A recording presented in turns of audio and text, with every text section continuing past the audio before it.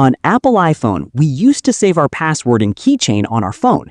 If you want to back up this data to iCloud, you can turn on one setting, and after that, this data will be backed up to iCloud. So afterwards, if your phone isn't there either, from your iCloud, you can take that data back without your phone. Anyway, by default, this backup will be turned on. If you want, you can go to Settings and check whether that is on, or if it's turned off, you can turn it on. Anyway, in this video, we'll be telling about how to do that. For this, open Settings. When you're opening Settings, above you can see your name or your phone's name. Click on that. After that, scroll down and here you can see the iCloud option. Click on iCloud.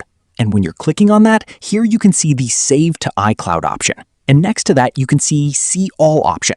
Click on See All. When you're clicking on that, here you can see Passwords and Keychain.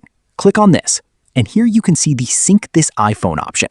Sometimes it will be turned off. That means iCloud backup is turned off.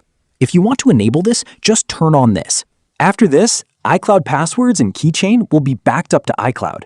So this way, you can easily enable this setting. Hope this video was helpful for you. If you find it helpful, consider subscribing. See you in the next video.